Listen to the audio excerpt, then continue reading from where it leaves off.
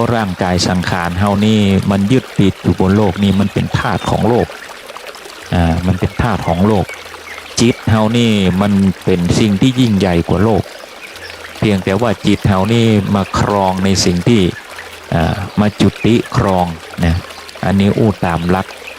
พุทธศาสนาแม้กระทั่งว่าภพภูมินี่แม้กระทั่งว่าศาสนาอื่นก็ยังถึงเรื่องเทพนะ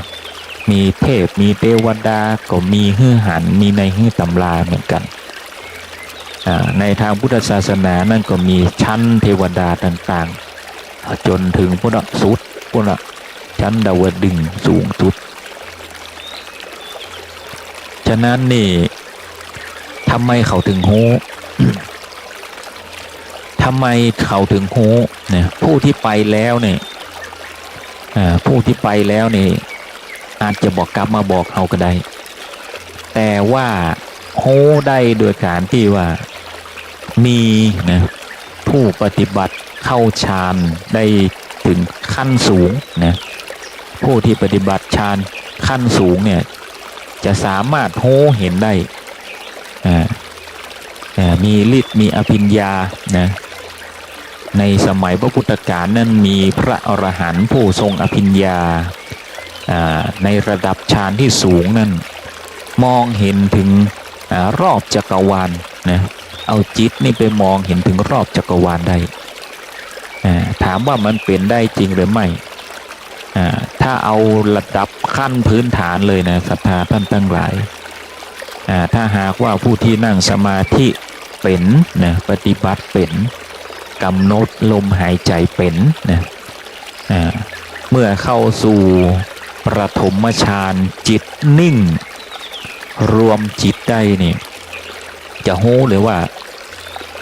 ในร่างกายคนเฮานี่บ่ได้ถูกบังคับเมื่อจิตแยกจากร่างกายสังขารแล้วนี่เมื่อบ่ถูกร่างกายสังขารนี่บังคับด้วยสมองนี่ก็เจอเหลือแค่จิตผู้ที่ปฏิบัติฌานนี่จะเข้าใจว่าร่างกายนี่แยกออกจากจิตนะจะเข้าใจเมื่อโหจากพลังงานนะแล้วนี่เราก็จะปฏิบัติในขั้นต่อไปขั้นต่อไปแม้กระทั่งว่าสามารถระลึกนึกชาติได้เพราะว่าเอาจิตวิ่งไปไม่ได้เอาร่างกายนี่เป็นส่วนนึกคิดแต่เอาจิตวิ่งนะข้อนี้เป็นข้อที่อธิบายได้ยากนะเลยจะบอกค่อยเจาะลึกเท่าใดเพราะว่าบางทีบางคนบ่ได้ศึกษามันก็จะเป็นเรื่องของความเชื่อไปเหี้ยแต่จริงๆมันปฏิบัติได้จริงนะศรัทธาท่านทั้งหลายปฏิบัติได้จริงผู้ที่เข้าถึงในระดับฌานปฐมฌานนี่จะมีหน้าตาแจ่มใสสติปัญญาดีร่างกายสังขารนั่นบ่เปลี่ยนแปลงนะบ่ค่อยเปลี่ยนแปลงเท่าใดถึงแม้ว่าอายุนะจะผ่านล่วงพ้นไปสักเท่าใดนี่ถ้าหากว่าผู้นั้นนี่มีอายุล่วงพ้นไปแต่ว่าหน้าเปิ้นนี่หน้าตาสดใสแจ่มใสหน้าตาอ่อนวัยลองไปถามเพิ่นเถอะว่าเปิ้นเนี่ยอย่างไรคนเหล่านั้นนี่จะตอบว่าทำสมาธิการทำสมาธินี่บ่ใช่แค่ว่านั่งสมาธิอย่างเดียวนะศรัทธาท่านทั้งหลายการทำสมาธินี่บางคนนี่ก็วาดรูปหรือทำงานอะไรอย่างก็ตามที่ใจสมาธินะมันจะมีสมาธิอยู่อย่างหนึ่งจะมีสมาธิอยู่ส่วนหนึ่งที่เข้าไปอยู่ในภวังค์แล้วทำให้ร่างกายมันผ่อนคลายถ้าเข้าถึงจุดนั้นนี่ร่างกายผ่อนคลายปุ๊บนี่ร่างกายเซลล์ต่างๆมันก็ไม่ได้ทำงานหนักแต่ถ้าหากว่าเป็นงานบางงานที่ใจสมองเยอะใจสมาธิก็จริงแต่เครียดไปในสิ่งที่เราปฏิบัตินั้นร่างกายมันก็ทำงานหนักบางคนนี่วาดรูปเป็นจิตรกรก็อย่างเงี้ยจิตใจนี่มีความสุขในแต่ละเส้นที่เขียนไป อันนี้เรียกว่าสมาธิที่เกิดทำให้เกิดสุขนะมีความสุขแต่ถ้าหากว่าเขียนไปโดยรีบเร่งโอ้งานจะเสร็จก็หานี่จะพิษก็หามีความเครียดความวิตกกังวลอันนี้ก็ทำให้สภาวะจิตนั้นแกว่งได้สำหรับผู้ที่เข้าถึงในระดับสมาธิระดับฌานนี่สามารถที่จะหยุดเซลล์เหล่านั้นนี่เกิดสภาวะนิ่งสงบได้คนเหล่านั้นนี่จะมีความสดใสหน้าตาเปล่งปลั่งอายุนี่จะบ่ได้ไปตามสังขารนักเท่าใดหน้าตาจะสดใสมันเป็นสิ่งที่แปลกศรัทธาท่านทั้งหลายถ้าหากว่าอาตมาภาพอู้อย่างอี้นี่มันก็เหมือนโฆษณาชวนเชื่อเนาะ โฆษณาชวนเชื่อเนาะผมดูละ แต่พระพุทธองค์ว่าทุกสิ่งทุกอย่างของธรรมนี่มันเป็นปัจจัตตังคือรู้ได้เฉพาะตนนะใครที่ปฏิบัติก็ย่อมจะรู้ต้องปฏิบัติด้วยตนเองต่อให้อาตมาภาพนั้นนั่งสมาธิเหาะขึ้นท้องฟ้าก็จ้างถ้าบาหันทำถ้าท่านบ่ปฏิบัติตามก็บ่มีประโยชน์ก็หันอาตมาภาพเนี่ยไม่ได้นะมีประโยชน์ยังต่อให้ในยุคนี้นี่มีพระอรหันต์ผู้ทรงฤทธิ์เหาะเหินเดินอากาศได้อย่างใดแต่ว่าเฮาบ่เป็นผู้ปฏิบัติเนี่ยเลยมีประโยชน์หันก็หันเนี่ยได้พระพุทธเจ้าว่าหันเหียได้บ่มีประโยชน์บ่เกิดประโยชน์ไปย่ำอย่างสักอย่างต่อให้มีพระอรหันต์สมบูรณ์แบบเป็นมหาบุรุษเป็นสัตตบุรุษผู้ทรงด้วยปัญญาแล้วเนี่ยหันแต่บ่ปฏิบัติบ่เอาเป็นแบบเป็นอย่างก็มีประโยชน์อะไรยังนะฉะนั้นนี่เฮาปฏิบัตินั่นน่ะเพราะอะไรอย่างเพื่อตนเองทำเพื่อตนเองพระพุทธเจ้าว่าทำเพื่อตนเองบรรลุแม้กระทั่งว่าพระพุทธองค์นั้นการที่จะเป็นมหาศาสดานี่พระพุทธองค์นี่ทรงค้นหาด้วยตนเองก็หรอหาด้วยตนเองค้นด้วยตนเองอาจจะทุกข์จะยากแค่ไหนทนทุกกิริยาแค่ไหนนั่นหาด้วยตนเองพิสูจน์มันหรอชีวิตนี้นี่พระพุทธเจ้ากึดอย่างอี้หรอพิสูจน์มันเป็นยังไงล้ำเหลือมาเกิดมาเป็นมนุษย์จัดนี้นี่ไม่อย่ามาตุกอีล้ำเหลือพิสูจน์ด้วยตนเองลองด้วยตนเองหาธรรมด้วยตนเองมองเห็นธรรมชาตินะความเปลี่ยนแปลงของร่างกายสังขารมนุษย์คนสัตว์นะหาด้วยตนเองหมดพิจารณาแม้กระทั่งว่าพระพุทธองค์นี่โดนสปังแม้กระทั่งว่าการประกาศศาสนานี่ก็ไม่ใช่ว่าเรื่องง่ายนะพระพุทธองค์นี่ตรัสรู้เป็นองค์พระสัมมาสัมพุทธเจ้าแล้วนี่ประกาศศาสนานี่โอ้เป็นเรื่องใหญ่เพราะว่าเดิมทีนี่เป็นพราหมณ์ฮินดูล่ะเป็นศาสนาอื่นแล้วก็มีนอกศาสนาหั่นแหมหลายศาสนาเนี่ยเป็นเรื่องใหญ่ในการประกาศศาสนานี่เปรียบเสมือนว่าเป็นไปเป็นผู้แข่งกับคนอื่นศาสนาอื่นเป็นที่ถูกต่อว่าต่างๆนานา ต่อว่าดูหมิ่นเหยียดหยามทุกสิ่งทุกอย่างพระพุทธองค์นิ่งปุ๊บทีนี้มาประชันกันมานั่งสนทนาธรรมกันเลยเอาอย่างอี้เลยพระพุทธเจ้าสุดท้ายแล้วนี่บ่มีไผเถียงพระพุทธเจ้าได้สักคนนะเถียงพระพุทธเจ้าบ่ได้สักคน แต่ส่วนมากนี่เมื่อเถียงมาได้แล้วก็ยอมที่จะเป็นลูกศิษย์ของพระพุทธองค์ทั้งหมดเพราะว่าเห็นสัจธรรมอย่างแท้จริงนะนี่แหละศรัทธาท่านทั้งหลายนี่เป็นความเปิ้นฮ้องว่าพระปัญญาธิคุณพระปัญญาธิคุณของพระพุทธองค์ในการตรัสรู้นะเป็นองค์พระสัมมาสัมพุทธเจ้าแล้วมีการประกาศศาสนาซึ่งวันนี้นี่เป็นวันที่สำคัญอย่างยิ่งก็คือเป็นวันประสูติตรัสรู้และปรินิพพานคำว่าประสูตินั่นก็เพราะว่ามีผู้ที่มีบุญญาบารมีนั่นมาเกิดมาก็เป็นเจ้าชายสิทธัตถะมีการฮ้องว่ามองเห็นโลกนี่แตกต่างจากมนุษย์ทั่วไปคือมองเห็นโลกนี่ว่ามนุษย์คนเฮานี่พิจารณาดูแล้วนี่มันมีความทุกข์หนักแต่ในขณะที่ทุกข์นั่นใจก็อยากมีความสุขนะใจอยากมีความสุขแต่มีความทุกข์ฉะนั้นพระพุทธองค์เลยหาวิธีนี่แหละศรัทธาท่านทั้งหลายหาแม้กระทั่งความสุขมันเป็นอย่างไรความทุกข์มันเป็นอย่างไร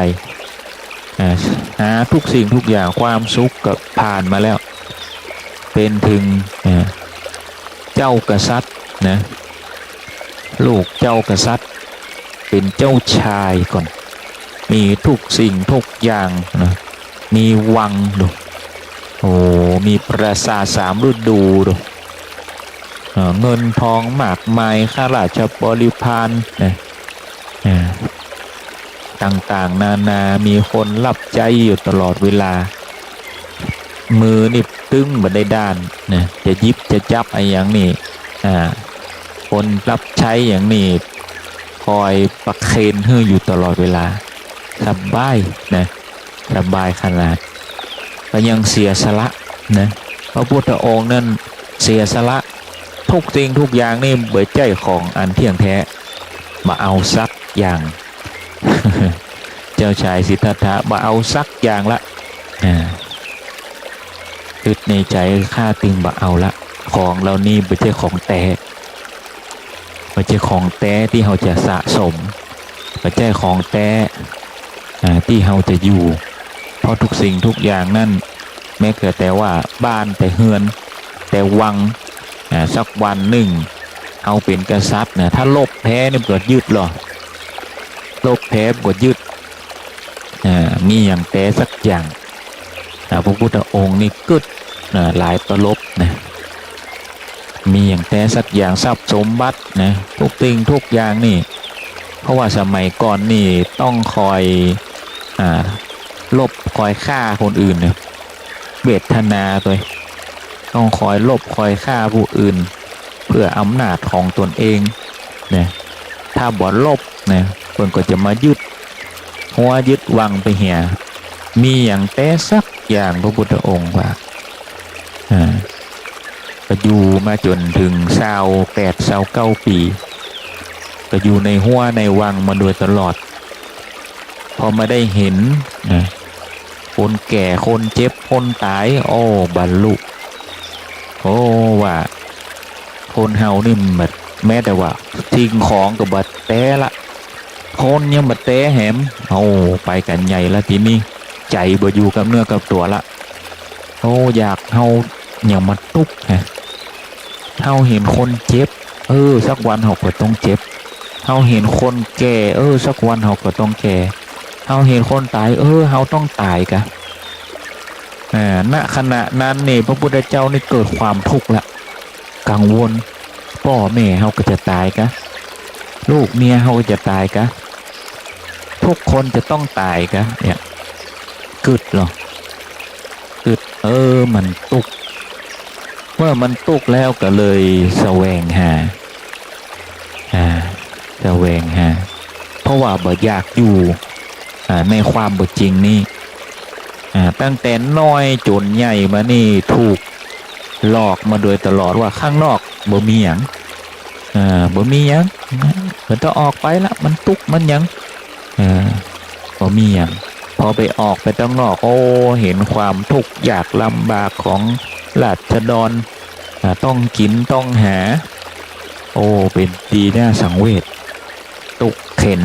นะบางคนก็บ่มีกินนะบางคนก็ต้องทำงานหนักเพื่อแลกข้าวแลกอาหารแลกสิ่งอันเป็นวัตถุนะต่างๆนานาเห็นแล้วเวทนาก็เลยเกิดความโอ้ตุกอกตุกใจว่ามนุษย์เฮาเป็นอย่างอี้ก็เลยหนีออกก็เลยหนีออกจากวัง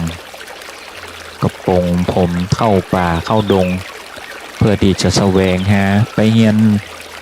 กับฤาษีชีไพรเรียนทุกศาสตร์ทุกวิชาก็ยังบ่ตรงจริตก็ยังบ่ตรงในสิ่งที่อยากจะพบเจอและหลุดพ้นนะสุดท้ายแล้วนี่ความหลุดพ้นของพระพุทธองค์นั่นก็คือการที่ดับทุกสิ่งทุกอย่างด้วยตนเองอย่างบทสวดมนต์เนี่ยอรหังสัมมาสัมพุทโธภควาคำแปลก็คือพระผู้มีพระภาคเจ้าเป็นพระอรหันต์นะดับเพลิงกิเลสเพลิงทุกสิ้นเชิงตรัสรู้ชอบได้ด้วยพระองค์เองนี่แหละศรัทธาท่านทั้งหลายบทสวดแปลนี่แหละสำคัญอย่างยิ่งพระพุทธเจ้าเนี่ยเป็นผู้เป็นพระอรหันต์ดับเพลิงกิเลสเพลิงทุกสิ้นเชิงนี่นะ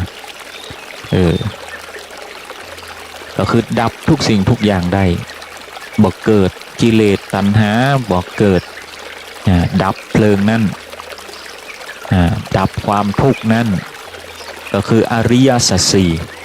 พระพุทธองค์นี่ตรัสรู้ด้วยอริยสัจสี่นะศรัทธาท่านทั้งหลายคือความทุกข์นี่แหละเมื่อมันทุกข์ก็เลยพิจารณาทุกข์เมื่อมันทุกข์ก็เลยพิจารณาทุกข์อริยสัจสี่นี่มีทุกข์เป็นหลักคือความบ่สบายอกบ่สบายใจการพัดพรากการตายจากบ่จากเป็นก็จากตายความเจ็บป่วยเมื่อยไข้นะความเมื่อยล้าอย่างก็ตามที่มันเป็นทุกข์แม้กระทั่งว่าอายุเฮานักไปแล้วนี่ลุกก็โอยนั่งก็โอยนี่ก็เป็นความทุกข์เป็นความทุกข์ของสังขารร่างกายความเจ็บป่วยอันนี้ก็ห้องว่าความทุกข์นะทุกข์อกทุกข์ใจนะทุกข์กับลูกกับผัวกับเมียทุกข์ทำมาหากินนะทุกข์เข้าวิตแรงทุกข์แกงวิตหม้อนะความบ่สบายอกบ่สบายใจความพัดพรากนะทั้งจากเป็นและจากตายนี่ก็เป็นความทุกข์ที่เกิดขึ้นเมื่อมันทุกข์แล้วนี่ก็เลยที่จะต้องหาเหตุของมันก็คือสมุทัยเหตุของมันนี่พิจารณาดูแล้วว่าความทุกข์นี่ที่ไปที่มาของมันนี่คือความอยากอะไรอย่างอยากอาหารอยากให้เปิ่นฮักอยากให้มีความสุขทางกายและใจทุกสิ่งเป็นความอยากนะอยากนะในตัณหาราคะอย่างต่างๆเป็นความทุกข์มีความหวังเมื่อบ่ได้สิ่งเหล่านั้นนี่ก็ทุกข์นะเมื่อได้สิ่งที่คิดที่หวังไว้ก็ทุกข์ความอยากนี่เป็นตัวก่อนะแม้กระทั่งว่าอยากมีการใช้ชีวิตที่ดีกินที่ดีอยู่ที่ดีนะอันนี้ก็เป็นความอยากพอเฮาบ่ได้กินดีบ่ได้อยู่ดีก็ทุกข์นะอันนี้ก็เป็นความอยากเช่นกันอยากให้เปิ้นฮักเปิ้นบ่ฮักนะอันนี้ก็เป็นความทุกข์เช่นกันมันมีหลายประการนะลองพิจารณาดูว่าเหตุของมันคืออะไร ต่อไปคือนิโรธนะคือแนวทางแห่งการแก้ปัญหาแนวทางแห่งการแก้ปัญหาก็ดูพิจารณาดูแห่งกรรมว่าเหตุของมันคืออันอย่างนั้นนะเมื่อมองเหตุเสร็จปุ๊บกับพิจารณาดูแนวทางที่จะแก้ไขปัญหาข้อสิ่งเหล่านี้นี่ไม่ใช่แค่ว่าทำให้หลุดพ้นแค่นั้นแต่สามารถที่จะนำหลักธรรมนี้ไปแก้ปัญหากับงานได้เหมือนกันเอาลองมองว่าปัญหาของงานนั่นคืออะไรอย่างปัญหาขององค์กรคืออะไรอย่างปัญหาในแต่ละวันที่พบเจอนั่นคืออะไรอย่างแล้วก็พิจารณาอันนี้คือเอาหลักธรรมไปใช้นะไปปรับใช้หาแนวทางแก้ไขมันถ้ามีสติปัญญาแบบนี้แล้วนี่มันจะแก้ไขปัญหาง่ายแก้ไขได้เร็วนะศรัทธาตั้งหลายต่อมาคือมรรคนะคือหนทางไปสู่ทางดับแห่งทุกข์เมื่อมีแนวทางก็ดับมันเสียแล้วก็มีข้อสอนในมรรคนั้นก็คือสัมมาทิฏฐินะคือความเห็นชอบความเห็นที่ถูกต้องตามความจริงอย่างที่มันเป็นความจริงนั่นบางทีเฮาก็บางทีบางคนก็มองผิดเพี้ยนไปมันก็เลยบ่เห็นความจริงของโลกใบนี้นะความจริงนะความถูกต้องมองให้มันถูกต้องนะหรือว่าอย่ามองนะเห็นกงจักรเป็นดอกบัวนะเปิ้นว่าบ่ดีนะก็ยังยะอยู่นะ เปิ้นว่าดีนะก็ยังหันเป็นของเปิ้นว่าบ่ดีก็ยังหันเป็นของดีอยู่เปิ้นว่าดีก็ยังมองเป็นว่าของบ่ดีอยู่ดูความเห็นที่ก็ถูกต้องฉะนั้นเราต้องมองให้มันถูกต้องอย่างก็ตามบางทีเป็นระเบียบกฎเกณฑ์ข้อบังคับอย่างที่มันเขาเป็นสิ่งที่ยอมรับกันแต่บางคนนี่บ่ยอมรับนะจะเป็นของฉันแบบนี้บ่ยอมรับนะฉันมีสิทธิ์แบบนี้อยากทำแบบนี้เนี่ยมองความเป็นตัวของตนเองนี่เลยมองนึกผิดเพี้ยนจากความถูกต้องไปต่อมานี่สัมมาสังกัปปะคือความดำริชอบคือความคิดเห็นที่ถูกต้องความคิดเห็นที่ถูกต้องก็คือมองความจริงอย่างที่มันถูกต้องดีอยู่แล้วก็มองให้มันถูกต้องแบบนั้นปฏิบัติตามในสังคมในการปฏิบัติสังคมองค์กรกฎหมายอย่างต่างๆที่ควรที่จะปฏิบัติก็ควรปฏิบัติตามความถูกต้องนั้นความถูกต้องปฏิบัติเหมือนกันการปฏิบัติธรรมกับปฏิบัติให้มันถูกต้องนะอย่าไปปฏิบัติอย่างที่มันเลยนะจากความเป็นจริงไปประดิษฐ์ประแดงอย่างเลื่อยเปื่อยไปนะอย่างอานาปานสตินี่ดีอยู่แล้วการกำหนดลมหายใจเข้าออกนะเป็นสิ่งที่ดีอยู่แล้วนะไม่ต้องไปทำอย่างมันเกินเวอร์ไปขนาดนั้นทำอย่างที่มันนอกเหนือจากนี้ปฏิบัติตรงนี้ให้ดีที่สุดก่อนแล้วค่อยหาแนวทางที่มันดีกว่านี้ฉะนั้นอย่างที่มันดีอยู่แล้วนั่นก็ปฏิบัตินะปฏิบัติแล้วเข้าใจให้มันดีต่อมาคือสัมมาวาจานะสัมมาวาจาคือการเจรจาชอบการเจรจาชอบก็คือการอู้ดีฮู้จักกาลเทศะใจถ้อยคำวาจานะฮือเหมาะฮือสมอู้ดีอู้จาดีอู้เพราะอู้หวานอู้ม่วนคนอู้ม่วนอู้หวานใครกระตึงอยากจะฟังคนอู้ห้าวนะอู้จาหยาบคายอู้อย่างที่มันบ่ดีมันก็จะเป็นสิ่งที่ใครก็บ่อยากจะฟังนะศรัทธาท่านทั้งหลายทุกคนก็ต้องการสิ่งที่ดีนั่นนะสิ่งที่ดีนั่นนะใครว่ายังบ่ดีก็มันเรื่องของเขาแต่เฮานี่ต้องปฏิบัติให้ได้ผู้รู้ทำแล้วก็ต้องปฏิบัติให้ได้ถามว่าปฏิบัติได้ยากไหมปฏิบัติได้ยากบางทีบางคนนี่อู้กับเฮาบ่ดี และเราต้องฝืนในสิ่งที่ต้องทำลงไปต้องอู้ดีกับเขาเองแต่พระพุทธองค์ว่าผู้ที่เห็นธรรมแล้วนี่จะไม่ฝืนนะจะบ่ฝืนเมื่อเข้าใจในธรรมแล้วจะบ่ฝืนจะทำไปด้วยความเต็มใจโดยการที่มองแล้วว่าเขาเป็นผู้น่าสงสารเนาะเนี่ยเป็นผู้ที่น่าสงสารเขาเข้าบ่ถึงธรรมเขาเลยเป็นคนอู้จ้าหยาบคายนะอู้กระโจกหกหักอู้ด่าอู้ทออู้ว่าเพราะเข้าบ่ถึงธรรมคนที่เข้าถึงธรรมนี่จะสามารถระงับสิ่งเหล่านั้นได้แล้วจะมีแต่สัมมาวาจานี่แหละประคับประคองตนเองนั่นอู้ม่วนจาวานอู้ดีอู้ในสิ่งที่ดีอู้ในสิ่งที่งามนะบางคนนี่เปิ้นบอกอู้บ่ติบ่เตือนบอกว่าบ่ด่าไผ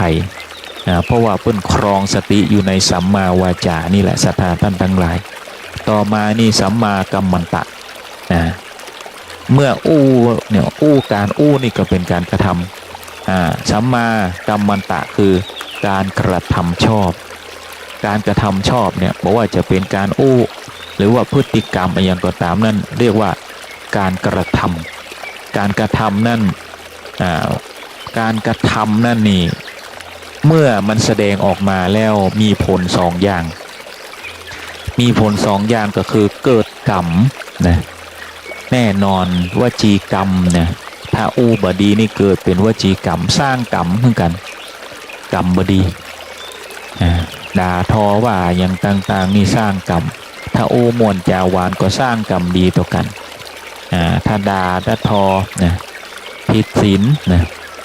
ผิดศีลข้อ4นะรวมไปถึงเนี่ยมุ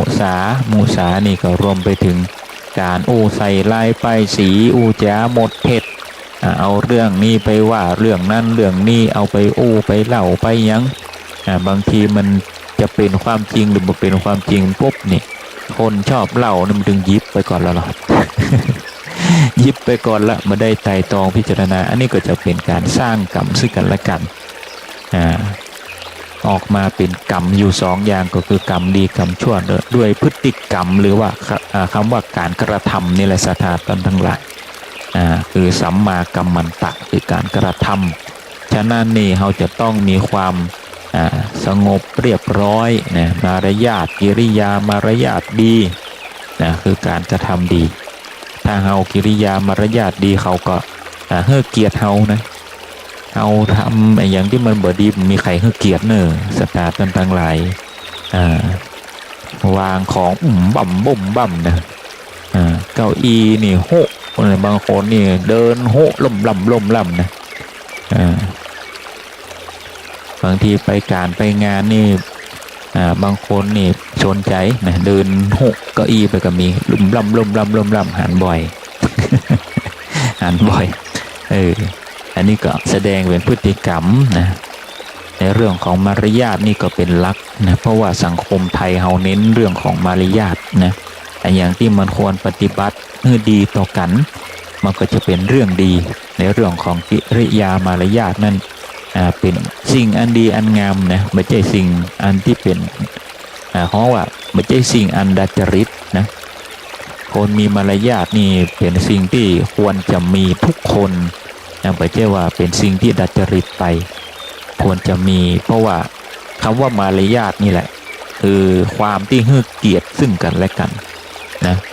ถ้าหากว่าผมมีมารยาทเอาเตอศรัทธาท่านทั้งหลายแม้กระทั่งว่าขับรถอยู่บนท้องถนนนี่นะอาจจะเลี้ยวซ้ายนี่เลี้ยววับนี่เดี๋ยวสักกรรมเถอะก็ดึงด่าตะโกนแล้วหรอ ก็ดึงด่าตะโกนแล้วหรอเลี้ยววับนะไฟเลี้ยวบ่เปิดนี่เป็นดึงด่าถึงแจ้งตะโกนละบางทีนี่ก็เป็นเรื่องเป็นเล่านะตุกรถตุกยังบางคนก็เอาอาวุธออกมาขู่กันยิงกันนี่นะเพราะอย่างเพราะความบ่มีมารยาทนี่แหละศรัทธาท่านทั้งหลายบางทีมันเป็นเรื่องเล็กเรื่องน้อยก็จริงเรื่องน้อยของเฮาอาจจะเป็นเรื่องใหญ่ของเขาก็ได้ใครจะไปฮู้นะอารมณ์คนนะเอาไปที่ฮู้เหรออยู่บนท้องถนนนี่เขาไม่ใช่ฮู้ว่าเขาเครียดในอย่างมาไปจับใส่คนอารมณ์ฮ้อนนะ มีอาวุธเนาะโอ้ตายละเปลี่ยนข่าวไปทีไปเหี้ยฉะนั้นนี่เราอย่าได้ไปประมาทด้วยเขาว่าประมาทนี่อย่าไปประมาทตนเองประมาทตนเองนี่หมายถึงว่าอย่าไปประมาทว่าคนอื่นจะมาทำอย่างเราอย่าไปประมาทว่าเฮานี่เกิดมาเป็นมนุษย์มีตัวมีตนนี่เรื่องของกูอีนะมาใจหนึ่งอยู่บนโลกบนสังคมนี่ไม่ใช่เรื่องของกูอย่างเดียวมนุษย์เป็นสัตว์สังคมฉะนั้นจะต้องปฏิบัตินะเกียรติผู้อื่นปฏิบัติตามสังคมองค์กรกฎหมายมีข้อบังคับเหรอทุกอย่างมีข้อบังคับไม่ใช่ว่าเราเกิดมาเป็นอิสระนะทุกอย่างมีข้อบังคับหมดแม้กระทั่งว่าตายไปนี่ข้อบังคับของตาเนื้อที่เรามองบ่เห็นนี่ก็ยังมีนรกมีสวรรค์นะก็ยังบ่พ้นนะศรัทธาท่านทั้งหลายมีไว้หมดนะว่าใครมีกรรมนักยังใดอย่างใดในธรรมเพิ่นมีมันท่านหมดอย่างอนันตริยกรรมนี่ฆ่าพ่อฆ่าแม่ทำลายพระสงฆ์พระภิกษุณีทำลายพระอรหันต์ทำลายพระพุทธเจ้าจนห่อเลือดนะทำเมื่อสงฆ์แตกแยกนี่อนันตริยกรรมนี่เอาโต๊ะขุมที่ลึกที่สุดนะศรัทธาท่านทั้งหลายด่าตู้เจ้าก็ตีตู้เจ้าก็อย่างใกล้นี่นะที่ออกข่าวอย่างข่าวนี่นะจริงๆนี่ไข่ที่เปิ้นปฏิบัติบ่ดีปล่อยเขาไปเขาจะไปสร้างกรรมนะกายกรรมวจีกรรมนี่เขาบอกว่าเขาจะได้รับอะไรอย่างในวันข้างหน้าใครบ่ดีก็ปล่อยเขากึดว่าเป็นกรรมของเขานะข่าวมันก็ออกนักแต้นะหลายสิ่งหลายอย่างที่มันออกมานะเพราะว่าสื่อมันวยนะศรัทธาท่านทั้งหลายในปัจจุบันนี้สื่อมันวยมันเลยทำให้มองว่าคนบ่ดีนะมันมีนักแต่จริงๆแล้วคนบ่ดีนะมันก็มีมาตั้งแต่สมัยพระพุทธกาลยังพระฉัพพคีในสมัยพุทธกาลนี่นะบวชกับพระพุทธเจ้าสาวกของพระพุทธเจ้าแต่นะยังมีแหกกฎแหกข้อนะพระฉัพพคีนี่เป็นคนเกเรนะเกเรบ่ปฏิบัติตัวบ่ปฏิบัติตนผู้จากระโศกโหกหากใครมองหน้านี่ก็ตาตี พระฉัพพคีในสมัยพระพุทธกาลนี่นะมีหลายอย่างความวุ่นวายนั้นมีหลายอย่างคนบดีมันก็มีมาตั้งแต่พระพุทธกาลละฉะนั้นนี่พระพุทธองค์ว่ามันเป็นกรรมของเขาเนี่ยใครบดีนะมันเป็นกรรมของเขาเอาก็มองแล้วพิจารณาในสิ่งที่บดีนั่นเหียแล้วก็วางมันไว้เพราะว่าเป็นกรรมของเขามองสิ่งบดีเพื่อที่จะเอามาบอกลูกบอกหลานบอกคนใกล้ตัวใกล้ชิดว่าเฮาเห็นสิ่งบดีเฮาก็บอกควรที่จะทำบอกควรที่จะเอามาเป็นแบบอย่างเตือนกันเตือนลูกเตือนหลานใหญ่มาบดีอย่างอันอย่างอีสอนลูกสอนหลานไปเอาเป็นคำสอน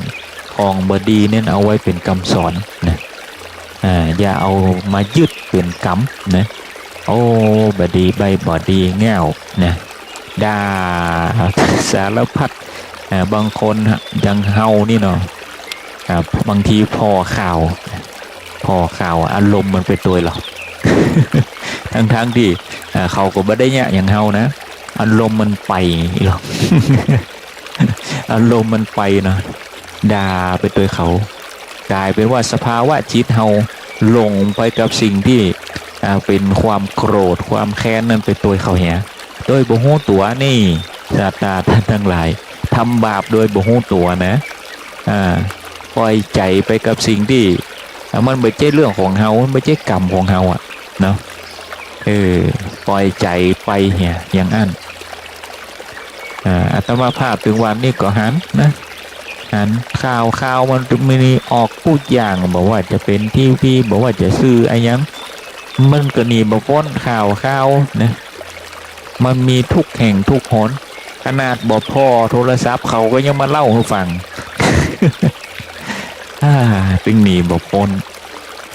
ฉะนั้นนี่เราต้องวางใจให้อยู่ตรงกลางได้ยินอะไรอย่างมาพระพุทธองค์ให้มองว่าอยู่ตรงกลางอยู่ท่ามกลางนะ อยู่ท่ามกลางแห่งอารมณ์นั้นสิ่งที่บดีเข้ามาก็วางอารมณ์นั้นอยู่ท่ามกลางนั้นบ่ได้ตอบโต้บ่ได้แสดงความคิดเห็นอะไรอย่างเตื้อฟังแต่ใดๆมันเป็นอันกะเนาะนะมันเป็นอย่างอันนะโลกเฮามันเป็นธรรมดาเนาะอย่างน้อยไปบ่ปล่อยใจไปกับสิ่งที่มันวุ่นวายไม่ใช่ว่าเขาเอามาเล่านี่บดีคนนั้นบดีคนนี้บดีนั่นนะมันตึงบดีมันตึงมันนี้ด่าไปตัวนี้ จบเลยเอาจิตเอาใจเฮาไปแขวนกับข่าวมันอาจจะหู้สึกสนุกมันอาจจะหู้สึกเพลิดเพลินมันอาจจะหู้สึกว่าสะใจดีแต่อย่าลืมว่าในขณะที่เฮาคิดไปในทางนั้นนี่เท่ากับเฮาสะสมในสิ่งที่บ่ดีละสะสมและซึมซับในจิตเฮานี่จิตเฮานี่ของแท้นะศรัทธาท่านทั้งหลายของแท้ของแท้แต่ว่าจิตนี่ดับหรือไม่จิตนี่สามารถดับสลายได้สำหรับพระพุทธเจ้านั้นจิตนั้นไม่ใช่ของแต่ความเป็นมนุษย์ยังเป็นมนุษย์มีลมหายใจอยู่นั่นจิตเป็นของแต่ที่ควรที่จะรักษาจิตให้สะอาดนะจิตให้สะอาดแม้ว่าคนเฮานั่นนี่ยังอาบน้ำกู้วันอาบน้ำชำระร่างกายกู้วันนะมาลองอาบน้ำสัก3 วันหรอกปดต้องนะไถผมยาวนี่ก็หัวเป็นสังกะตังมันเหนียวนะร่างกายเหม็นชมเหม็นเขียวเหม็นพูดนะนี่แหละพิจารณาดูเถอะศรัทธาท่านทั้งหลายถ้าหากว่าใครคิดว่าตนเองนั่นสวยนั่นงามหลงในความสวยความงามนั่นนะบางคนหลงหรอหลงในกายสังขารนี่หรอกูเกิดมากูงามกูหล่อกูเล่าหลงกับมันลองมาอาบน้ำสักเดือนพอลูกแม้กระทั่งว่าตัวเฮานี่ยังรังเกียจตัวเฮานะศรัทธาท่านทั้งหลายลองมาอาบน้ำสักเดือนเถอะชมตัวเองเลยมาอาบน้ำสักเดือนหอมนี่มีก่อนบ่มีเนอะ มาอาบน้ำสักเดือนนี่ใครมานั่งชมตัวเก่านี่บ่ปกติละ เตรียมรับยาได้เลยปกติละเนี่ยศรัทธาท่านทั้งหลายอย่าไปหลงกับมันร่างกายสังขารนี่มันของบัดแท้งามเสี่ยงตีเถอะหล่อเสี่ยงตีเถอะเดี๋ยวสักวันนะเดี๋ยวสักวันเถอะจะได้กุศลา จะไปหลงหลักธรรมอันนี้คือพิจารณากายสังขารคนเฮานี่เอาหลักตามความจริงนะนี่แหละคือความจริงคือคนเฮานี่จะต้องเสื่อมสลายเปลี่ยนแปลงแล้วก็ดับไปอันนี้คือความจริงเราอย่าไปหลงมันบางคนนี่เปรียบเทียบว่าเฮาเกิดมานี่อย่าบ่งงามอย่างเปิ้นนี่ยังบ่เล่าอย่างเปิ้นนี่แหละศรัทธาท่านทั้งหลายเฮาเอาจิตไปผูกกับสังขารบอกว่าเอาไปเปรียบเทียบด้อยค่าตัวเองบางคนนี่ดูในสื่อโซเชียลนะหันคนงามคนดีคนหล่อคนนั่นคนนี้คนหล่ำคนรวยเปิ้นได้กินดีอยู่ดีมีรถมีบ้านนะพอไปเห็นโลกกว้างในโซเชียลอย่างนั้นนี่เลยทำให้เฮานั่นจิตตกได้เหมือนกันนะบางคนบางท่านนี่จิตตกเป็นซึมเศร้าบ่มีอย่างเปิ้นอย่างอันอย่างอีนี่กลายเป็นดาบสองคมเอาตัวเองไปเปรียบเทียบกับคนอื่นเอาจิตไปผูกกับคนอื่นด้อยค่าตนเองอันนี้บ่ดีเห็นหลายคนหลายท่านนี่เยอะนะจิตตกกับสื่อนี่นะระวังให้ดีเสพเยอะมันเพลินก็จริงมันมีหลายสิ่งหลายอย่างนะให้ดูให้ชมแต่บางทีนี่จิตตกปุ๊บนี่บอกสามารถประคับประคองจิตให้ดีได้นี่ จิตตกเกิดความเศร้าหมองได้เอาไปเปรียบเทียบบางคนก็เครียดนะทำร้ายร่างกายตนเองฆ่าตัวตายยังก็มีให้เห็นเพราะว่าเอาตัวเองไปเปรียบเทียบคนอื่นว่าเฮานี่บ่มีอย่างเขานี่ศรัทธาท่านทั้งหลายแต่นี่นะคนเฮานี่มันมีอย่างนักละบ้านมีไว้ยังอย่างกันแดดกันฝนเวลาเฮาอยู่เวลาเฮากินเวลาเฮานอนแล้วนะอันนี้บ้านนะรถมีไว้ยังอย่างรถมีไว้ย่นระยะทางจากที่เฮาได้เตียวเฮาก็นั่งรถไปขี่รถไปมันก็โวยกว่าเดิมนะย่นระยะเวลาไปละเอียดบางคนก็ไว้ส่งของบางคนก็ไว้ส่งคน หลายปัจจัยหลายสาเหตุจริงๆแล้วมันมีอย่างการกินการอยู่กินง่ายอยู่ง่ายแต่ว่ามันอาจจะไม่ได้อรรถรสที่มากเหมือนคนมีอย่างอาตมาภาพนี่ไข่เหียไข่ต้มไข่เจียวข้าวเหียอยู่ได้ละมันมีอะไรอย่างมากมายมีอย่างมากมายแต่ถ้าหากว่าเฮาห้อยอยู่กับความอยากวันนี้อยากกินของดีๆกินพิซซ่ากิน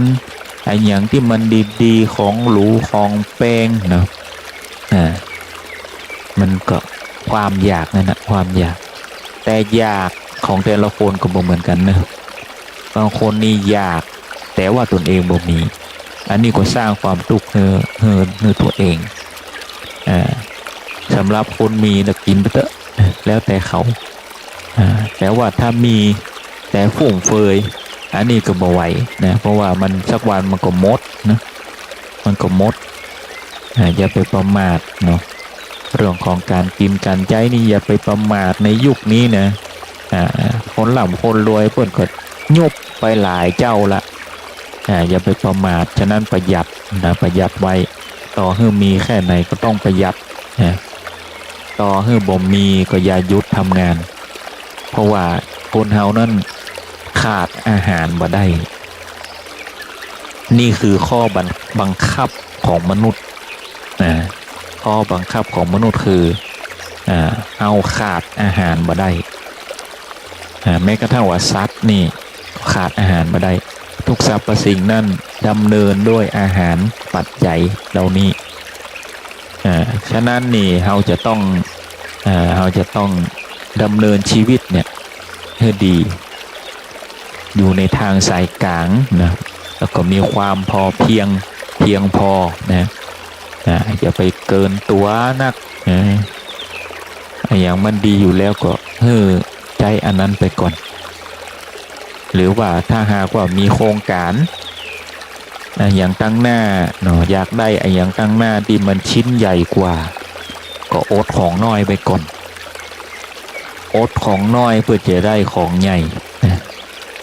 อดของใหญ่ไว้ก็เพื่อที่จะมีทุนมีอย่างทำไว้ตั้งหน้าให้อนาคตมันยาวไกลนะอันนี้เป็นหลักการใช้ชีวิตของคนร่ำคนรวยเปิ้นมองการไกลนะคนร่ำคนรวยนี่เปิ้นไม่ใช่มองแค่ว่าวันนี้พรุ่งนี้บางคนจะตั้งบริษัทนี่ไปดูทำเลนี่มองเลยว่า5 ปีนี่ทำเลตัวนี้จะเป็นยังไงปีหน้านี่ทำเลนี่จะเป็นยังไงจะเป็นแหล่งชุมชนหรือไม่จะเป็นที่สัญจรหรือไม่จะเป็นที่แบบไหนเปิ้นมองออกไปเป็นปียังจะตั้งปั๊มน้ำมันก็หรืออย่างที่มันถาวรนี่เปิ้นมองการไกลเป็น5 ปี10 ปีออกไปเปิ้นมองการไกลนี่เป็นการมองของผู้ที่เป็นนักลงทุนนะฉะนั้นเราก็เป็นนักลงทุนเหมือนกันลงทุนกับชีวิตนะลงทุนกับชีวิตอันดับแรกคือลงทุนในเรื่องของจิตของใจก่อนใจดีก่อนใจดีคือสภาพจิตใจต้องแข็งแรงเข้มแข็งนะต้องมีความเข้มแข็งจะไปท้อนะตื่นมาขี้คร้านเหงาท้ออันก็ไม่ได้กินนะ ตื่นมาปุ๊บห้อยเขาว่าท้อห้อยเขาว่าบ่ได้ทำบ่ได้ขี้ค้านนี่นะได้กินนะคนรวยนี่เป็นลุกลุกนะมีเป้าหมายวันนี้จะทำอะไรอย่างเราตื่นมาตาแจ้งมาโหล่ะโหโปรแกรมล่ะลุกลุ่มล่ำอาบน้ำแปรงฟันทำกับข้าวกินข้าวดำเนินตามรายการที่กึดไว้ในหัวถ้าหากว่าบ่ได้กึดไว้ในหัวก็จดไว้วันนี้มันพูกจะทำอะไรอย่างจดไว้บางทีบางอย่างเขากึดไปสปะรอยอันปัญญานี่มันลืมเราก็ต้องจดไว้เพราะว่าทุกสิ่งทุกอย่างนั้นเป็นสิ่งสำคัญเวลาเขากึดอะไรอย่างที่มันเป็นไอเดีย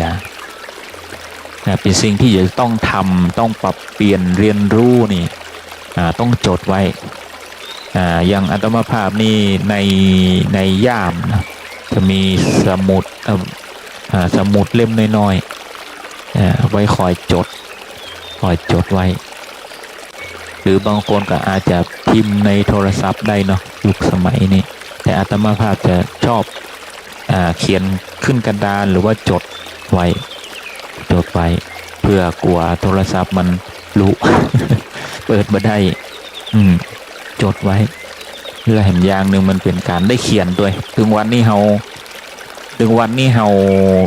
ได้แต่พิมพ์อย่างเดียวไม่ค่อยได้เขียนฉะนั้นก็เขียนเห็นน้อยวันนี้มีอะไรอย่างที่เฮาต้องวางแผนเขียนไว้เป็นอย่างวันนี้ทำแล้วก็คิดออกไปบางทีจำไว้ในหัวแต่มาดูในที่โน้ตไว้วันนี้ลืมทำอันนี้การจดนี่มันก็ทำให้เราเตือนตัวเองได้ดีแล้วก็การใช้ชีวิตมันจะสมบูรณ์แบบในแต่ละวันบ่ได้ขาดตกบกพร่องในแต่ละมื้อแต่ละวันนั่นคนเฮานั่นนี่จะไปหวังวันพรุ่งก็บ่ได้เพราะว่าทำวันนี้ให้ดีที่สุดคำว่าทำวันนี้ให้ดีที่สุดนั่นบ่ได้หมายความว่าทำให้มันดีไปเลยนั่นไม่ใช่คำว่าทำให้ดีที่สุดนั่นเพราะว่าคนเฮานี่วันพรุ่งนี้อาจจะบ่มีอยู่จริงทุกคนลืมไปว่าวันนี้มีวันพรุ่งอาจจะบ่มีอยู่จริงแบบไหนศรัทธาท่านทั้งหลายลองคิดดูเฮาใจชีวิตในวันนี้ทั่วโลกมีคนที่บ่ได้ใจชีวิตในวันนี้หลายหมื่นคนที่จะต้องจากโลกนี้ไปนะศรัทธาท่านทั้งหลายฉะนั้นนี่ทุกวินาทีนี่มีคนล่วงหล่นนะมีคนตายไปล่วงหล่นจากโลกนี้ไปฉะนั้นนี่พรุ่งนี้อาจไม่มีอยู่จริงฉะนั้นจะทำอะไรอย่างนี้ทำให้สุดทำให้ดีจะไปรอแก้ไขวันพรุ่งนี้นี่ได้บางคนนี่อยากจะขอโทษใครสักคนแต่ก็มีทิฏฐิในตนเองมีทิฏฐิถือตัวถือตนลงผิดก็บ่ยอมที่จะขอโทษซึ่งกันและกันบ่ยอมที่จะอภัยซึ่งกันและกันบางคนนี่มีความฮักแต่ก็บ่สามารถที่จะบอกเขาได้มีความฮักบ่สามารถที่บอกเขาได้จนต้องจากลากันไปนะก็มีนะจนต้องจากลาโลกไปนี่กันไปก็มีบางคนถึงเกิดมานี่บ่เคยบอกฮักพ่อฮักแม่บ่เคยบอกฮักพี่ฮักน้องเป็นคู่ผัวเมียสามีภรรยากันอยู่เมินนานไปบ่เคยบอกฮักกันเลยก็มีจนในที่สุดนี่พรุ่งนี้ไม่มีอยู่จริงนะศรัทธาท่านทั้งหลายกลายเป็นว่าพรุ่งนี้ไม่มีอยู่จริงก็ได้จากลากันไปเหี่ยด้วยความตายดับจิตจากไปเหี่ยแทนที่จะได้ได้จ้าให้มันแล้วให้มันหายให้มันจบสุดท้ายก็บ่ได้เคลียร์บ่ได้มันก็ค้างอยู่ในใจนะศรัทธาท่านทั้งหลายถึงแม้ว่าเปิ้นจะล่วงลับไปแล้วนั่นความค้างใจนี่มันจะติดอยู่กับเฮานะสุดเจนนะฉะนั้นนี่เปิ้นเลยว่าเฮานั่นควรทำอย่างนี้ ทำให้ดีนะทำให้ดีทำให้เต็มที่นะทำให้เต็มที่ พิจารณาดังนี้อย่างที่มันทำแล้วนี่บ่เดือดร้อนคนอื่นบ่เดือดร้อนตนเองนี่ทำไปเตอะนะทำไปเตอะ ทำเหี่ยวันนี้ใครที่ยังบ่ได้เปลี่ยนแปลงตัวเองก็ต้องเปลี่ยนแปลงพิจารณาดูว่าเราต้องพัฒนาในเรื่องอะไรอย่างการเกิดเป็นมนุษย์นั่นเป็นสัตว์ประเสริฐฉะนั้นเราจะต้องทำในสิ่งที่มันประเสริฐที่สุดรู้จักหลักธรรมจริยธรรมรู้จักนอบน้อมถ่อมตนนะทำดีปฏิบัติดีวาจาดีกายวาจาใจดีนะประคับประคองเกิดสิ่งที่ดีในคำว่าการเกิดมาเป็นมนุษย์อันประเสริฐนี่เพราะว่าสัตว์ทั่วโลกบนโลกใบนี้ตึงบ่มีไข่ประเสริฐเท่ามนุษย์นะมนุษย์เป็นผู้ที่ประเสริฐที่สุดละมีปัญญาดีมีสติปัญญาได้ฝึกฝนได้ถ้าหากว่าคนเฮานั้นปฏิบัติดีกันหมดโลกมันก็น่าอยู่นะศรัทธาท่านทั้งหลายไปไหนมันก็สบายใจนะลองกึดพอออกบ้านไปโอ้เปิ่นตักเปิ่นตายกันดีไปไหนนะโอ้จากันม่วนไปไหนกินเข้าง่ายเข้าตอนแล้วกะไปตั้งใดนะโอ้กันม่วนกันหวานบดาบอกว่า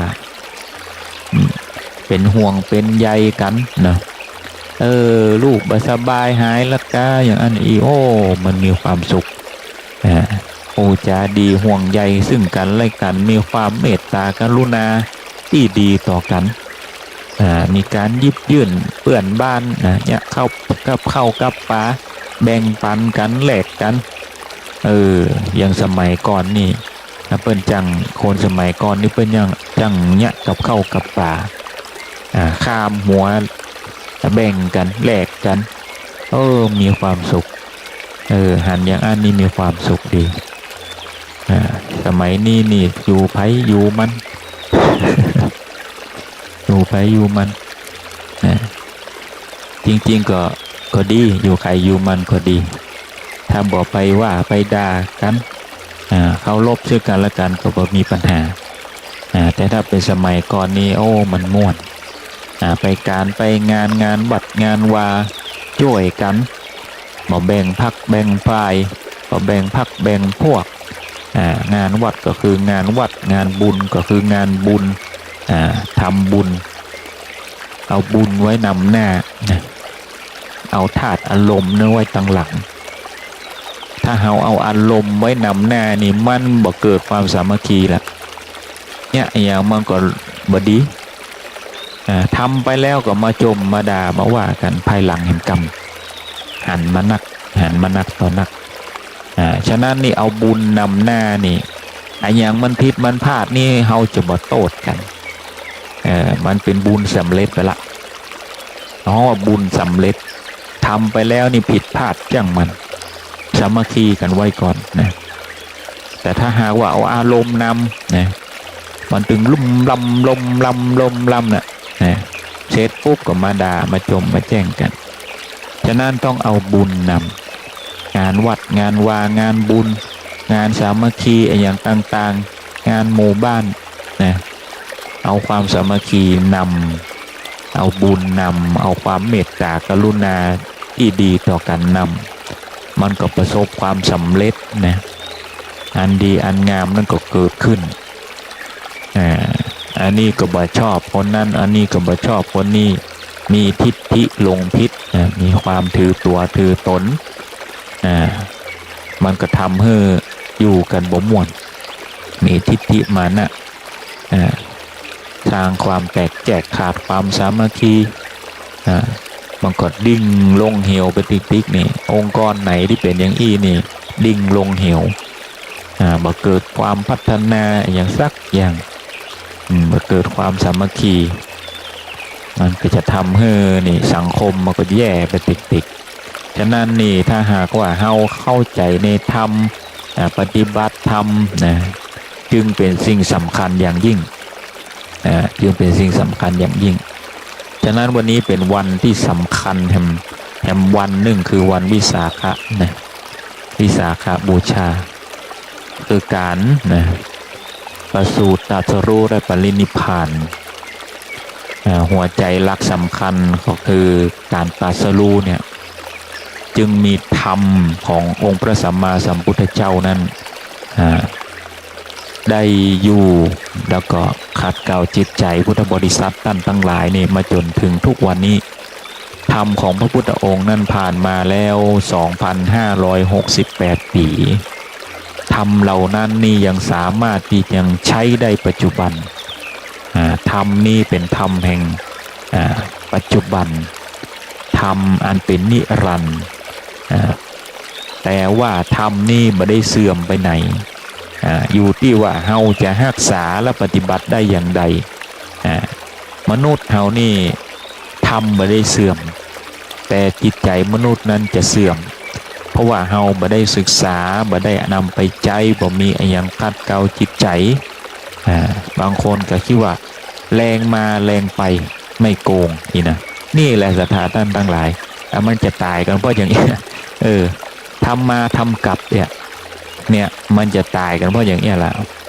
เนี่ยคือสาเหตุนะสาเหตุฉะนั้นถ้ามีธรรมอยู่ในใจนี่อย่างพระพุทธองค์นี่พญามารโจมตีนี่เอาปุ่งหอกปุ่งดาบเข้าใส่พระพุทธองค์นั่งอยู่ต้นสรีมหาโพธิ์ภาวนา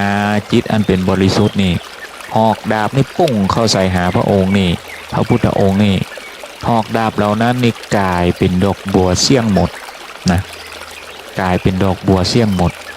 เพราะว่าแผ่ความเมตตาแผ่บารมีออกไปโดยจิตใจอันเมตตากรุณาเมตตาต่อพญามารบ่ได้ตอบโต้จริงๆพระพุทธองค์นั้นมีฤทธิ์ที่จะปราบพญามารได้แต่พระพุทธองค์นั้นบ่ได้ปราบโดยตรงบ่ได้ใจฤทธิ์ที่จะปราบโดยตรงฉะนั้นนี่คนเฮาเหมือนกันเปิ้นปุ้งหอกปุ้งดาบเข้าใส่ก็ปุ้งหอกปุ้งดาบกลับนี่เอาได้ลบกันแน่นอน เปรียบเสมือนเนี่ยแหละกรรมอู้คนเฮาเนี่ยแหละเหมือนหอกเหมือนดาบนะอู้ดีมันก็เป็นดอกไม้อู้บดีมันก็เป็นหอกเป็นดาบปุ้งเข้าใส่หากันฉะนั้นจะต้องระมัดระวังในเรื่องของกิริยาแล้วก็วาจานะคนเฮานี่มันจะทะเลาะเบาะแวงกันนั่นวาจาก่อนเป็นวาจปุ๊บเป็นพฤติกรรมอย่างอื่นนะเป็นกิริยาอย่างอื่นฉะนั้นนี่วาจานี่เป็นสิ่งสำคัญบางทีเฮาอู้บดีอย่างไปนี่เฮาบ่ฮู้อารมณ์ของฝ่ายตรงข้ามนี่อู้ผิดหูไปนี่เป็นเรื่องเป็นราวอย่างที่เป็นข่าวนี่ได้หันอาตมาภาพก็ยกขึ้นมาอู้อย่างเพราะว่าข่าวมันวุ่นวายนะวุ่นวายหลายสิ่งหลายอย่าง ยิ่งคนเฮานี่ขาดการเข้าวัดเข้าวาฟังเทศน์ฟังธรรม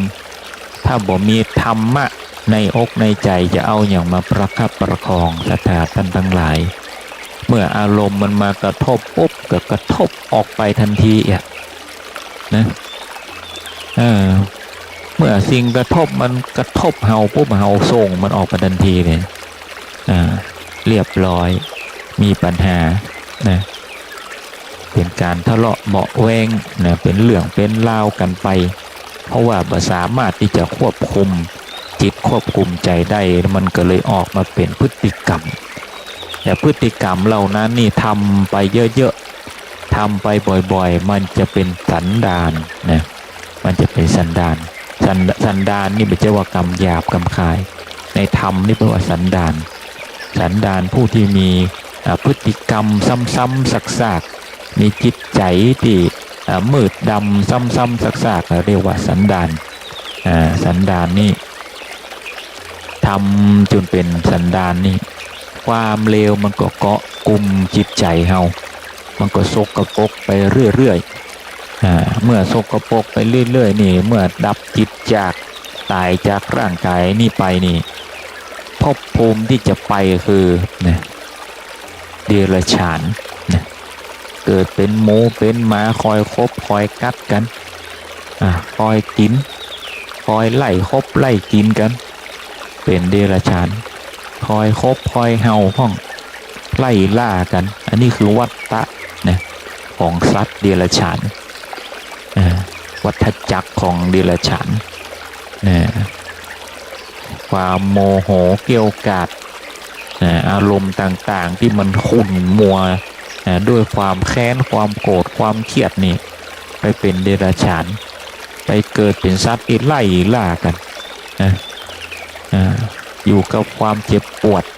พบกันไล่ล่ากันอันนี้ก็เป็นกรรมนะเปรียบเสมือนกับว่าเป็นสัตว์ที่ไล่ล่ากันนะฉะนั้นนี่เราจะต้องประคับประคองนะจิตใจให้มันดีนะประคับประคองจิตใจให้มันดีหลังจากที่พระพุทธองค์นั้นตรัสรู้แล้วก็ได้ประกาศนะประกาศศาสนาก็มี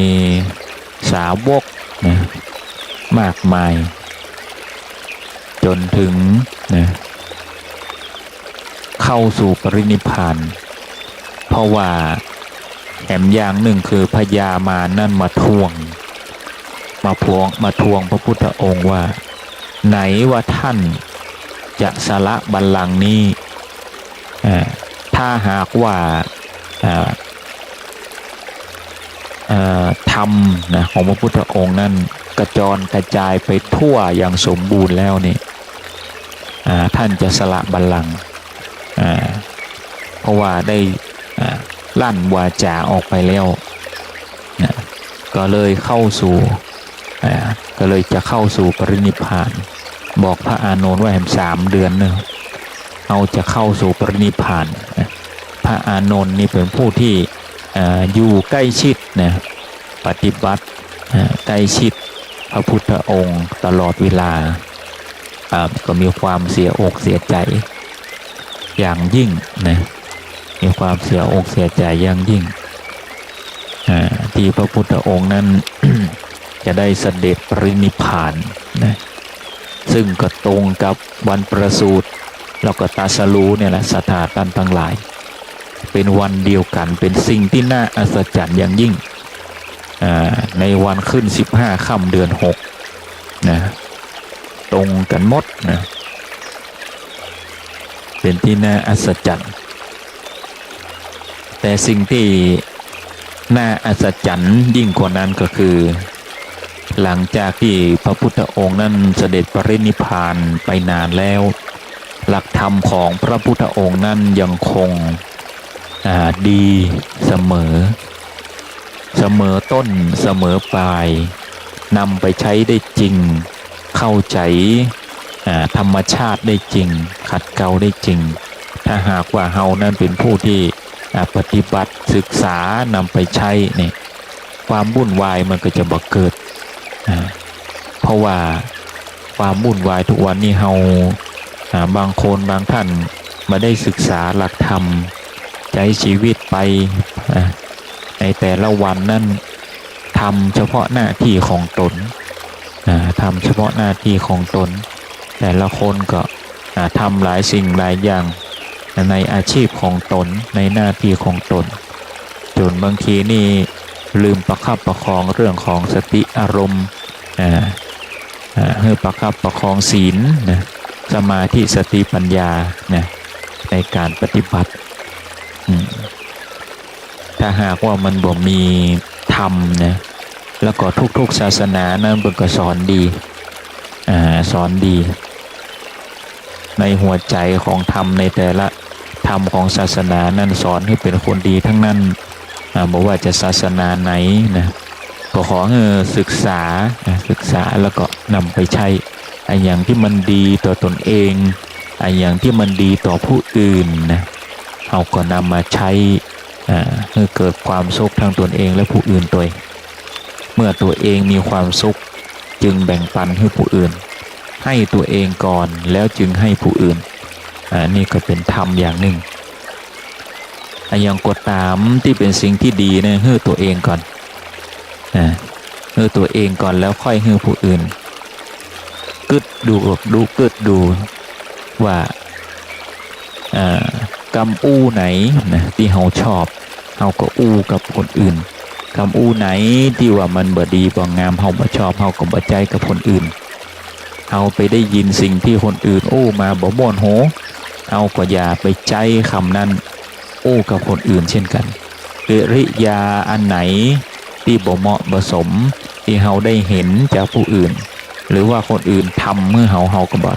ไปติไปอย่างเราบ่ไปทำอย่างเขาก็แล้วกันก็จะได้บ่เกิดความวุ่นวายแต่ถ้าหากว่าทั้งชีวิตนี่เราอยากจะเจอคนดีอยากจะเจอคนดีนะแต่กลับกลายว่าพอมีคนมากระทบจิตกระทบใจกระทบร่างกายนี่ทำให้คุณเคืองนี่แปลว่าเรากลายเป็นผู้ที่โต้ตอบเมื่อเราโต้ตอบไปแล้วนี่ก็เท่ากับว่าคนบดีได้เพิ่มขึ้นมาแห่งหนึ่งคน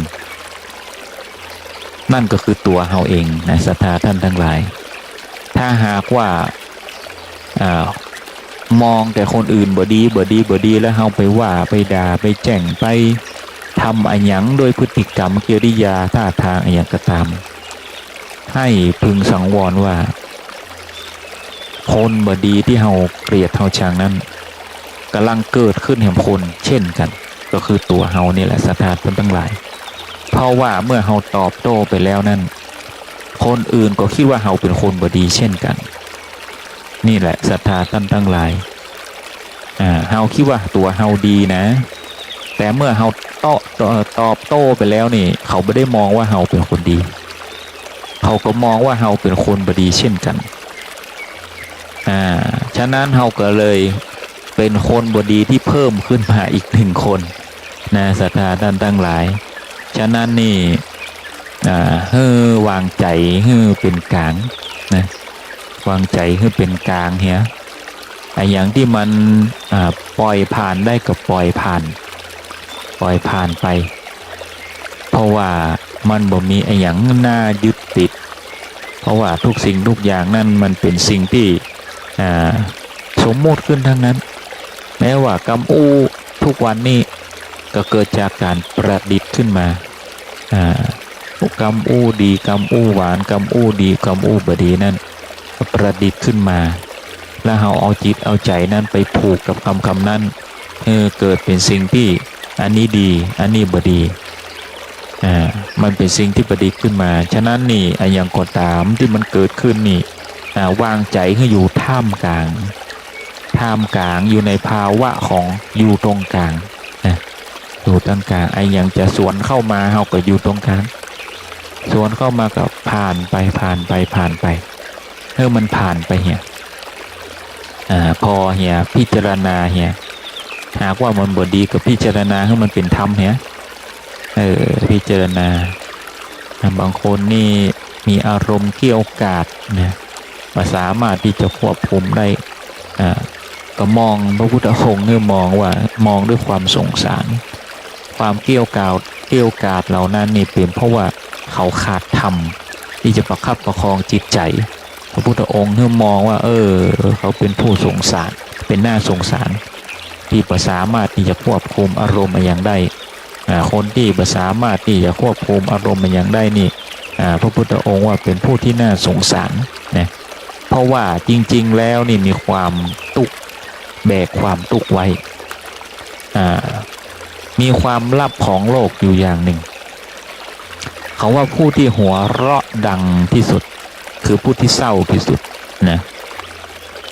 คนที่หัวเราะดังที่สุดคือผู้ที่เศร้าที่สุดนะคนที่สุขเขาจะบอกหัวเราะดังคนที่สุขเขาจะเข้าใจในโลกใบนี้เขาจะเข้าใจในความสุขอันแท้จริงนั้นแต่คนที่หัวเราะดังนี่ บางทีนี่ซ่อนความทุกข์เอาไว้เพื่อกลบเกลื่อนความทุกข์นั้นนะเลยแสดงพฤติกรรมที่ออกมานั่นเพื่อกลบนะกลบให้มันมิดนะกลบให้มันมิดทำให้ตนเองนั้นมีความสุขที่สุดนะแต่เบื้องลึกของสภาวะจิตใจเบื้องลึกที่ฝังอยู่นั่นนะฝังอยู่นั่นนะมันมีความทุกข์อยู่แต่ถ้าวันไหนถ้าเราหยุดพฤติกรรมที่กลบความทุกข์นั้นความทุกข์นั้นจะฟูขึ้นมามันจะฟูขึ้นมาแล้วจะทำให้เราทุกข์เลยเป็นที่มาของคนส่วนมากที่มีความเขาว่าเป็นโรคซึมเศร้าเพราะบางคนนั่นก่อนหน้าฮันนี่เป็นคนที่หัวเราะเฮฮาสนุกสนานแต่พอกลับมาอยู่ตัวเองกลายเป็นคนซึมเศร้าเพราะว่าในขณะที่สนุกสนานนั่นก็พยายามกลบมันอยู่กลบความทุกข์อยู่กลบให้มากที่สุดแต่อย่าลืมว่าคนเฮานั้นมันไม่ได้สุขตลอดนะศรัทธาท่านทั้งหลายคนเฮานั้นอารมณ์มันเกิดขึ้นตั้งอยู่และดับไปอยู่ทุกขณะจิตฉะนั้นนี่อย่าทำอย่างเพื่อที่กลบอารมณ์นั้นไว้อย่ากลบอารมณ์นั้นไว้ธรรมที่แท้จริงนั่นพระพุทธองค์ให้มองทุกและพิจารณาตีโจทย์ให้แตกทุกเพราะอะไรอย่างทุกเพราะความอยากทุกเพราะอะไรอย่างความเจ็บป่วยเมื่อยไข้ทุกความเศร้าหมองนะทุกความหวังคนอื่นฮักหวังคนอื่นรับในตัวเองพิจารณาหลายๆสิ่งหลายๆอย่างนั่นถ้าหากว่าใจลักษณะนี้คือการกลบความทุกข์นั้นมันไม่ใช่หลักธรรมที่พระพุทธองค์นั้นทรงสอนพระพุทธองค์นั้นให้สัมผัสความทุกข์นั้นเปรียบเสมือนกับว่าเฮาแบกหินนั่นยกขึ้นมานะหินก้อนใหญ่ๆสักหมอกหัวเฮานี่นะยกขึ้นมาสัมผัสความหนักความหน่วงนั่นเพื่อเปรียบเสมือนกับว่าความทุกข์นั้นที่เฮาแบกนั้นความทุกข์ที่เฮาแบกนั่นพอเมื่อเฮาสัมผัสได้ถึงความทุกข์นั้นแล้วเฮาก็วางมันไว้เมื่อวางมันไว้แล้วบ่มีไขเมื่อมันหนักมันทุกข์มันแขนมันล้าไปหมดปวดไปหมดแล้วนี่บ่มีใครที่จะเดินเข้าไปแบกมันแหมนะบ่มีใครที่จะแบกมันแหมแต่ถ้าหากว่ายังบัดลาบก็อาจจะมีคนไปแบกมันแหมแต่ว่าแบกครั้งต่อไปนี่มันจะวางได้ง่ายเพราะแขนมันล้าแล้ว ในชั่วโมงที่ผ่านมาแขนมันล้าไปแล้วมันโหความทุกข์ละต่อให้กลับไปแบกแหมมันก็แบกได้บ่ไหวละมันก็จำเป็นได้วางเลยละเมื่อวางได้ก็จะโหแล้วว่าความทุกข์มันเป็นอย่างนี้เขาก็จะบอกผูกจิตผูกใจกับความทุกข์นั้นแหมแล้วฉะนั้นนี่เวลาเราอยากมีความสุขเราพิจารณาและแก้ไขอย่าหาความสุขเพื่อกลบความทุกข์แล้วมันจะฟูขึ้นมาให้ใหม่ความทุกข์นั้นมันจะฟูขึ้นมาให้ใหม่ฉะนั้นหาวิธีพิจารณาทำให้จิตใจนั้นสงบสุขนั่งสมาธิพระเปิ่นถึงนั่งสมาธิอยู่กับลมหายใจบอกให้กึดถึงสิ่งอื่นสิ่งไหนที่มันฟุ้งซ่านกำหนดจิตอยู่กับลมหายใจนี่คมมันไว้คมมันพอมันจะฟุ้งซ่านพอมันจะกึดไปหั่นไปนี่ปุ๊บดึงมันมากับลมหายใจนี่หายใจเข้าหายใจออกมันยากใหม่ๆมันฝึกยากนะบางคนนี่ติดโทรศัพท์นะรับตาได้สักกำลีตาพอโทรศัพท์ละไข่ส่งไลน์มาไข่ส่งเมสเสจมาฉะนั้นเวลานั่งสมาธินี่เอาออกไปทั้งหมดปิดโทรศัพท์อย่างเอาไปไกลๆนะอย่ามีภาวะกังวลใดๆทั้งสิ้นตั้งจิตตั้งใจนั่งแต่ถ้านั่งแต่เนี่ยนะสตาร์ท่านทั้งหลายก่อนนอนสัก10 นาทีก็ได้ถ้าเข้าใจในความสงบแล้วนะวันหนึ่งสัก10 นาทีฝึกไปเรื่อยๆก็สัก สัก15 นาทีครึ่งชั่วโมงนะเอาแบบสบายๆเอาแบบสบายๆไม่จำเป็นต้องมากไปกว่านั้นเน้นความเข้าใจเน้นสัมผัสที่ถูกต้องก็พอถ้าเข้าใจและสัมผัสที่ถูกต้อง5 นาทีก็สุขสงบได้10 นาทีก็สุขสงบได้ไม่จำเป็นต้องนั่งเป็นชั่วโมงต้องชั่วโมงอย่างไม่จำเป็นแม้กระทั่งว่าการได้ฌานก็ตามได้ฌาน3ฌาน4บางคนก็อวด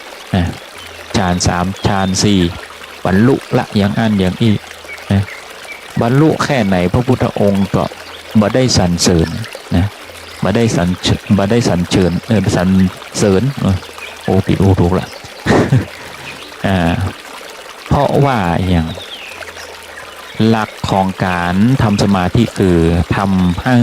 ห้จิตใจนั้นสงบสบายนะสงบสบายได้พักในความคิดเหล่านั้นเพราะว่าความคิดคนเฮานี่มันเกิดทุกขณะจิตนะเกิดดับตั้งอยู่ดับไปตั้งอยู่ดับไปมันเกิดขึ้นอย่างนี้ฉะนั้นนี่อานาปานสตินี่เป็นตัวกำหนดนะอยู่กับตัวกับตนไม่ใช่ว่าดูกับตัวกับตนแล้วกึดไปสปะไม่ใจอยู่กับตัวกับตนคือรู้สึก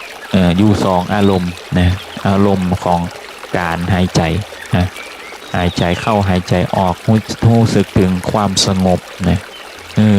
เป็นอารมณ์แห่งความสงบบ่ฟุ้งซ่านนะถ้าท่านทั้งหลาย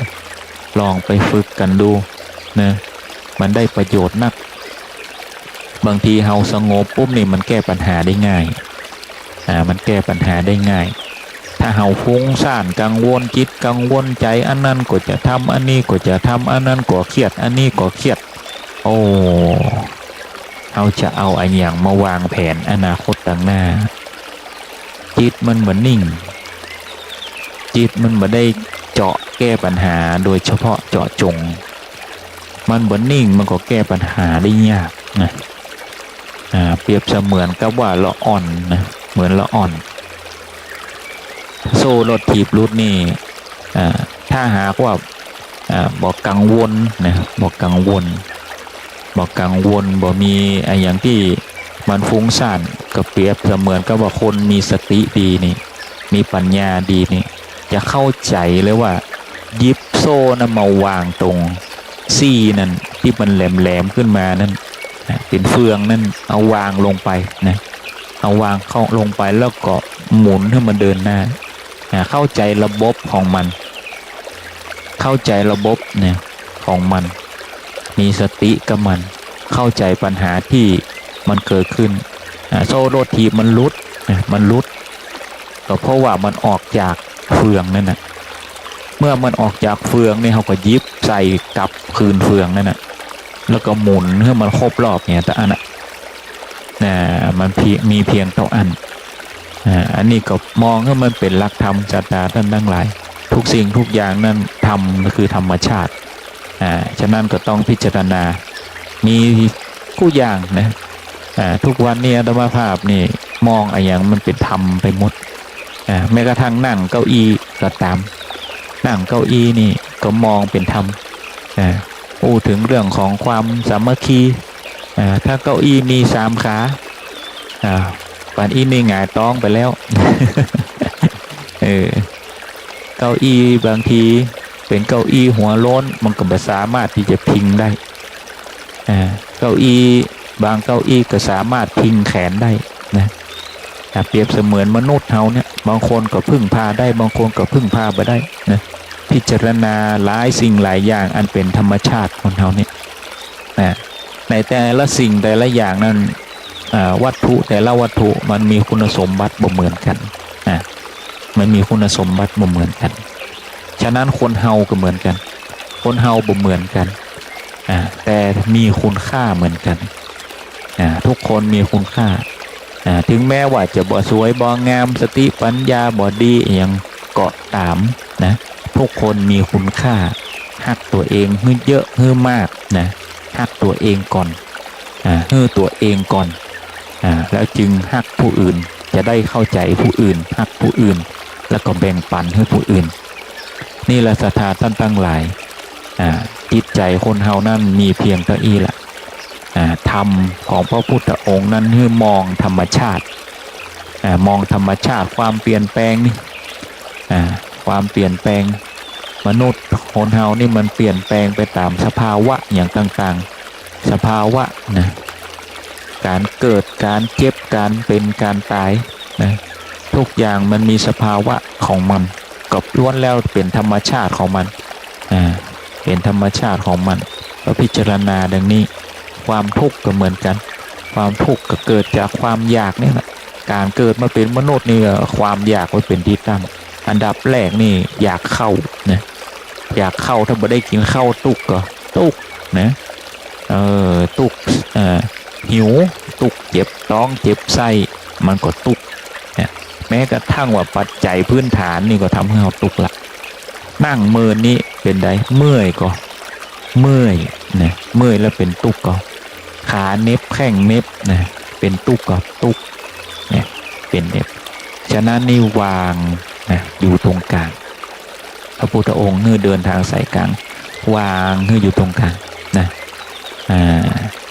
ในวันนี้ว่าถ้าทำนำใจของอาตมาภาพนี่ดำเนินรายการมาพอสมควรสมัยละเป็นเวลา2 ชั่วโมงแล้ววันนี้ก็เป็นวันสำคัญทางพระพุทธศาสนาก็คือวันวิสาขบูชาคือวันประสูติตรัสรู้และปรินิพพานหลายวัดหลายวาก็จะได้ปฏิบัติศาสนกิจแต่ละวัดละวาสวดมนต์ไหว้พระตอนแรงก็เวียนเทียนนะสวดมนต์เวียนเทียนก็ให้ปฏิบัตินะไปวัดไปวาไปเวียนเทียนก็ได้หลายคนหลายท่านอาจจะไปวัดมาละในช่วงเจ้าแมลงก็ไปสวดมนต์เวียนเทียนเหี้ยนะทำจิตใจให้มันสุขสงบร่มเย็นเดินเวียนเทียนนะทำจิตใจให้สงบอย่างน้อยเฮาได้ทำบุญใจเฮาเป็นบุญละนะใจเฮาเป็นบุญละมีความสุขเก็บอารมณ์นั้นไว้อาตมาภาพดำเนินรายการมา2 ชั่วโมงละ